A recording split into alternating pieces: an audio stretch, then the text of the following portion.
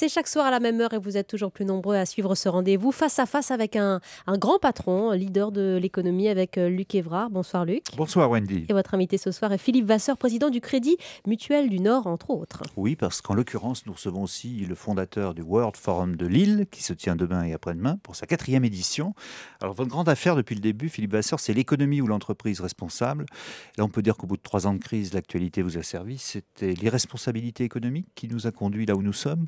Complètement. Ouais. Je suis intimement convaincu que si jamais disons un certain nombre d'acteurs économiques avaient eu un comportement plus responsable, on aurait évité la crise.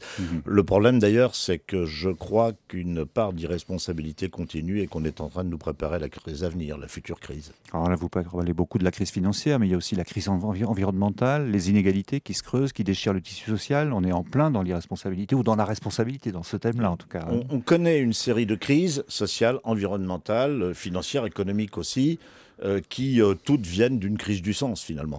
Et c'est peut-être parce qu'on a perdu un peu des notions qui sont des notions basiques, fondamentales, banales, consistant à dire l'économie est au service de la société. La finance est au service de l'économie. C'est pas tout à fait comme ça aujourd'hui que le monde tourne. Eh bien, on voit à quoi ça nous mène. On pourrait aussi vous rétorquer que l'économie est dans une économie de marché d'abord censée faire des profits. De même pour la finance, finalement, qui vit pour elle-même aujourd'hui. C'est un des reproches qu'on lui fait. Justement, là, je suis pas tout à fait d'accord. La finance vit pour elle-même, oui, mais normalement, elle ne devrait pas vivre pour elle-même. Une finance qui ne vit que pour elle-même, c'est une finance qui ne sert à rien. Le monde ouvert, oui, évidemment, le monde est tout à fait ouvert. Les entreprises sont là pour gagner de l'argent, pour faire du profit. La première responsabilité d'un chef d'entreprise, elle est économique. Mais maintenant, on peut parfaitement améliorer ses performances économiques en respectant davantage les personnes, en respectant davantage l'environnement, si on se place dans une perspective de long terme. La difficulté, c'est qu'aujourd'hui, un certain nombre d'acteurs ou de pseudo-acteurs de l'économie n'ont des visions que de court terme. On essaye de gagner le maximum d'argent dans le minimum de temps et en plus sans créer de richesse. C'est un peu ce type de comportement qu'on dénonce. Finalement, les vrais défenseurs du capitalisme, les vrais défenseurs de l'économie de marché, ce sont ceux qui plaident pour une économie responsable. Alors on va prendre un exemple. Vous avez un atelier qui va travailler sur le thème de la santé des salariés comme facteur de performance économique. Alors on a envie de vous dire d'un côté, ah bon, il y en a encore pour qui ça fait débat. Et puis de l'autre, voyez les conditions de vie et de travail dans tel ou tel pays émergent, que je ne citerai pas, comment on jette les salariés usés au prétexte que d'autres frappent à la porte. Oui, on a aussi quelques leçons à prendre nous-mêmes. On n'est pas exemplaires en la matière. C'est vrai. Mais prenez justement ces pays dans lesquels on n'a pas de vraies règles sociales. Il y a des entreprises donneuses d'ordre, qui aujourd'hui imposent des chartes sociales à leurs sous-traitants. Et là, on est dans une démarche tout à fait responsable. Ouais. Autrement dit, une entreprise qui va, par exemple, distribuer des articles de sport, passe des contrats, qui sont des contrats non seulement financiers, mais des contrats sociaux avec les entreprises sous-traitantes. Elle leur impose un cahier des charges et elles vont vérifier si le cahier des charges est bien respecté et elles font vérifier leur démarche par des cabinets, par des auditeurs indépendants. Je pense qu'on est tout à fait dans cette démarche de responsabilité. Parfois, pour aller même au bout de cette logique, on assiste à des relocalisations assez surprenantes d'ailleurs, d'entreprises qui avaient pensé trouver finalement des coûts fantastiques dans ces pays et qui en sont revenus, mais au sens vraiment premier du terme. Tout à fait. Nous avons un très très bon exemple dans le sport, par exemple, d'une entreprise qui a relocalisé sa fabrication de vélos en France. Près de chez vous, là. Près de chez nous, effectivement. C'est une entreprise qu'on connaît bien, qui est d'ailleurs tout à fait partenaire de nos démarches. Mais la relocalisation, le jour où les niveaux de vie se seront un peu élevés dans tous les pays, on s'apercevra que la relocalisation est devenue tendancielle, en quelque sorte. C'est ce qu'on souhaite. À Lille, demain et après-demain, vous aurez une centaine de conférenciers du beau monde, venus du monde entier, 5000 participants.